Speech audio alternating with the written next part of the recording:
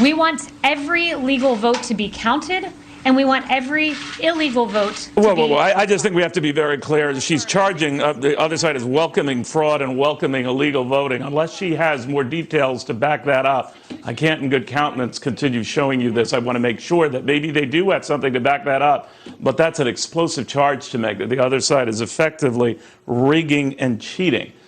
In a democracy, you cannot ignore honest questions from citizens. You're not allowed. You can't dismiss them out of hand as crazy or immoral for asking. You can't just cut away from coverage you don't like. What's going on at Fox News? Is there some type of civil war going on there? On the one hand, they are complicit and duplicit in the narrative of the lying legacy corporate corrupt mainstream media and coronating Joe Biden as the president-elect, ignoring the fact that he's not actually been certified as such, shutting down any type of dissent, questioning, and even saying that any type of allegation that there was fraudulent voting is absolutely unsubstantiated. We can't have that on our network. We're not going to go along with that. And then at the same time, they are actually breaking stories that are actually supporting the president's claims of complete voter fraud, including the fact that Dianne Feinstein's husband is a major investor and owner in Dominion voting systems. You know, the computer glitch of Michigan, Wisconsin, Georgia.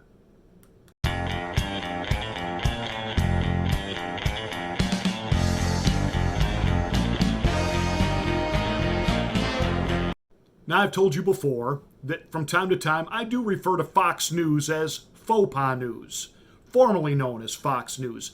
And I began saying that back during the 2012 election cycle, the re-election of Barack Obama and his campaign against Mitt Romney. When Mitt Romney went down in flames, Fox News made a complete on-air shift, and it was obvious. Guys like Dick Morris were no longer, welcome on to, espouse their political viewpoints. Hannity got bumped from 9 to 10. Megyn Kelly got 9 o'clock. Then there was the big upheaval there at Fox News, and Hannity got moved back to 9. Megyn went to NBC. O'Reilly was out. Tucker was brought in at 8 o'clock, and you know the lineup. But there have been, especially during the day hours, the news division of Fox News has been skewing to the left. Case in point, guys like Chris Wallace, Neil Cavuto, etc., etc., etc. Some of the commentators that they brought in, Donna Brazile, who was let go by CNN for cheating during a debate, and so you guys thought it would be great to hire her. Then they have that Mary Kampf, whatever her name is, that back during the Obama years, she was on MSNBC, lamenting the fact that the reason these young men in ISIS are doing all this killing, they just have no future and no job opportunities over there. Wait, what? So we ought to be, doing some type of job training over there? That's how we were going to defeat ISIS? So there's been an ideological shift, and we know that Rupert Murdoch himself is not really a conservative. This was just a way that he thought he could cash in on the conservative market and give himself a niche audience, and now they are hemorrhaging viewers. They came in dead last on the weekend. That said, what really puts them over the top now is yesterday, Kayleigh McEnany, the press secretary for President Trump, was giving the press an update on where the Trump administration stands on the status of the election and why the president is doing what he's doing. We want every legal vote to be counted, and we want every illegal vote to Whoa. be. I just think we have to be very clear. She's charging, the other side is welcoming fraud and welcoming illegal voting. Unless she has more details to back that up, I can't in good countenance continue showing you this. I want to make sure that maybe they do have something to back that up. But that's an explosive charge to make, that the other side is effectively rigging and cheating. Hey, Neil, for 4 years, you had people on like Adam Schiff, Nancy Botox Pelosi, Chuck E. Cheese Schumer, and other Democratic ilk that were accusing the president of Russian collusion, and the list just went on and on of the over-the-top conspiracy. Not a shred of evidence, nothing. You never cut their mics off. You never cut them off. This is absolutely over-the-top, unbelievable. For you to sit there and you're going to now, it's bad enough that on election night, we watched Fox News be the first network to call Arizona for Joe Biden, which, by the way, they're still counting Arizona. This is about how the vote is in Arizona right now. Chris Stirewalt came on there with his big fat head, sweaty head, smiling that goofball kind of Jabba the Hutt grin that he's got. And we absolutely have the decision to stick by our decision. Even Brett Baer knew there was something wrong. There was something wrong. And I'm sure he was getting tweets from Hannity like, what's going on over there tonight? 3 seconds after the polls close in Arizona, you're giving it to Joe Biden? Now, we know that the family descendants of John McCain were no fans of the president. And I'm certain that they called in a lot of political favors in Arizona to try to skew election results there. But to go ahead and call it that quickly and then stick by, and then it was hours later when the Associated Press and CNN and everybody else jumped on the Arizona bandwagon, which, by the way, it's interesting to note, CNN had given Arizona to Biden, and now they've backed off. It's now gray on their electoral map. Bum, ba-dum, bum. That all said, you know what happens when you play around with how you report on election night. By projecting the image that Biden was building an electoral count and kind of running away with it, it does tend to suppress votes in areas where there's still voting going on. And so what happens then is people look at that and they say, oh, wow, Biden really is building. And yeah, and after all the pollsters have been saying that, this was going to be a blowout for Biden. I guess I won't go vote now. When in actuality, they could have been showing Donald Trump in the lead all night had they called Texas and Florida when they should have been called. Instead, dragging it out, making it sound like Texas is in play, when now we find out it was never even close to being in play, nor was Florida. But you called Arizona early, you withheld calling Florida, Texas, you create this illusion of momentum for Biden. We go to bed with the president up 400,000 votes in Pennsylvania, only to wake up in the morning and find out, Shazam, Batman, it's time. Then we start finding out about voting irregularities, and when Kayleigh is trying to explain why the president is contesting the election, you pull him off the air and saying, we're not going to have that type of unsubstantiation taking place on our network. Well, later that night, Tucker Carlson came out trying to set the record straight. In a democracy, you cannot ignore honest questions from citizens. You're not allowed. You can't dismiss them out of hand as crazy or immoral for asking. You can't just cut away from coverage you don't like. Sorry, Tucker, as much as I respect you at Fox News, it's too little, too late. Why didn't you call out your network? Right after you, Hannity would come on the air and talk about how awful it was that Arizona was called early for Joe Biden, never mentioning it was his own network, your network, Tucker, that called it early. That part gets, we get a little fuzzy on the details there. But I appreciate you, Tucker, at least saying, yeah, just because you disagree, you don't cut away. In other words, let them make their case. And what was the case she was trying to make that Neil cut her off? Well, Tucker made the case. And there are questions, and that means we have to answer them. For example, in Pennsylvania, Nevada, and Michigan, the Trump campaign has now collected signed affidavits that attest to criminal activity during the voting process. In the city of Detroit, witnesses have alleged under oath that ballots were improperly backdated and counted without matching signatures. One poll watcher alleges that 40,000 late unsealed absentee ballots were counted orally, and all of them went for Democrats. In the state of Nevada, 8 whistleblowers from within the Nevada Election Department say they witnessed voter fraud abetted by other election officials and by their supervisors. According to one affidavit, a poll worker saw people bringing handfuls of ballots to a Biden-Harris campaign van. Those ballots were then filled out at the van, placed in return envelopes. Eventually, Biden supporters formed a wall to block outsiders from seeing what they were doing. Meanwhile, according to voting records, people who were not even alive still somehow managed to vote on Tuesday. In New York, deceased voters cast absentee ballots. On October 9th in Nevada, a man called Fred Stokes Jr. mailed in his vote. The only problem was Fred Stokes Jr. died 3 years ago at the age of 92. The Republican Party of Nevada says it is aware of hundreds of other potential cases of dead people casting ballots. In Pennsylvania, records show turnout from several people who were born in the 19th century. They apparently rose from their graves to vote. Now, all of that is real. We spent all weekend checking it. False claims of fraud can be every bit as destructive as the fraud itself, so we need to be careful and responsible, all of us.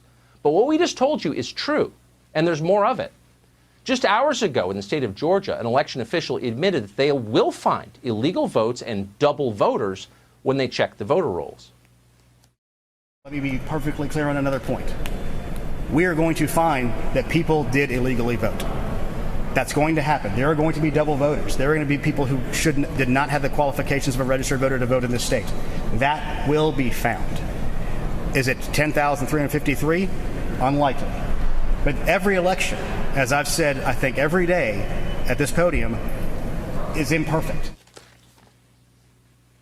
We are going to find that people did illegally vote. That's going to happen. That is the official account before even counting the votes from a key swing state in the middle of a contested election. And of course, you can believe it because we've already found illegal voting. You know, it was so hard for so many of us to wrap our heads around Joe Biden basically running his campaign from his basement. And as the president was out there holding rallies of 20,000, 30,000 people, that last week, finally Joe Biden came out of his cave and he'd hold these events, these drive-in, didn't get to see anybody. There were 50, 60 people there. And again, they knew full well there was no momentum for Joe Biden, none whatsoever.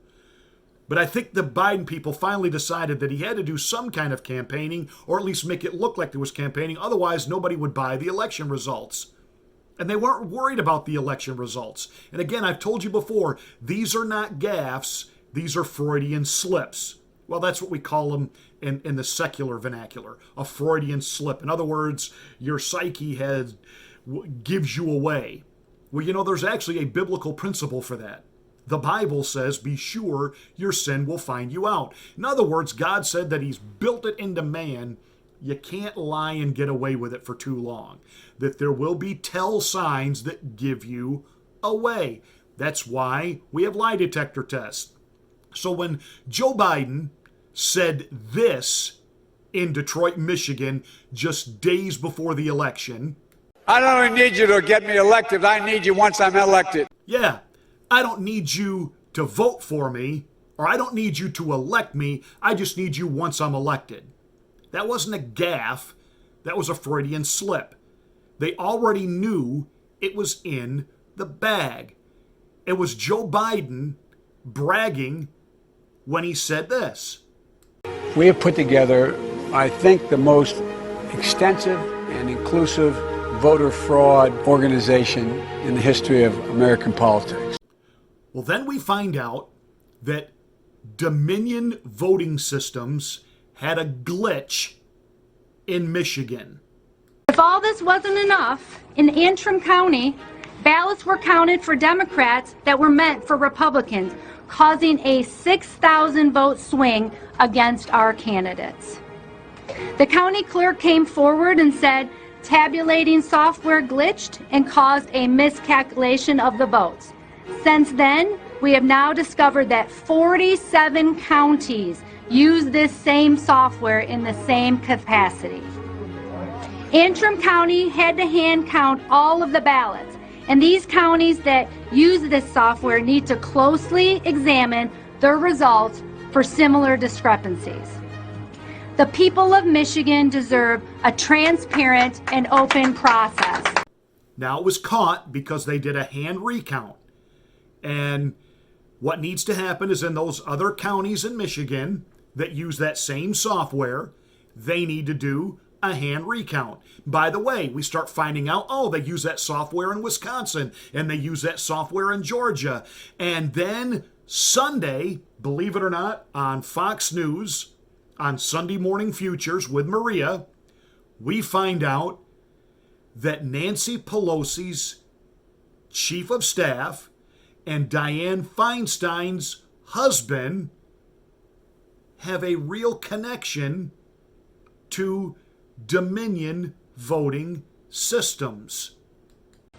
I've never seen voting machines stop in the middle of an election, stop down and assess the situation. I also see reports that Nancy Pelosi's longtime chief of staff is a key executive at that company. Richard Blum, Senator Feinstein's husband, significant shareholder of the company. What can you tell us about the interest on the other side of this Dominion software?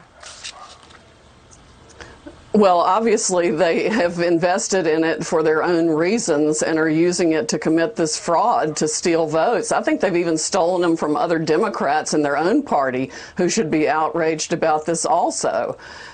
Bernie Sanders might very well have been the Democratic candidate, but they've stolen against whoever they wanted to steal it from. That is where the fraud took place, where they were flipping votes in the computer system or adding votes that did not exist. We need an audit of all of the computer systems that played any role in this fraud whatsoever. And, you know, Joe Biden had it right. He said that he had the biggest voter fraud organization ever, and he didn't need people's votes now. He would need people later. They had this all planned, Maria. They had the algorithms. They had the paper ballots waiting to be inserted if and when needed. And notably, President Trump's vote in the blue states went up enormously. That's when they had to stop the vote count and go in and replace votes for Biden and take away Trump votes. Bum, ba-dum, bum. Remember during the primaries when Pete Buttigieg trounced Joe Biden in Iowa, and Biden was hot. He was outraged. And we found out that people within Team Buttigieg had connections to the software used in Iowa. Hey, Bernie Sanders. Bernie, come on, wake up from your nap. Oh, what is it? What do you want?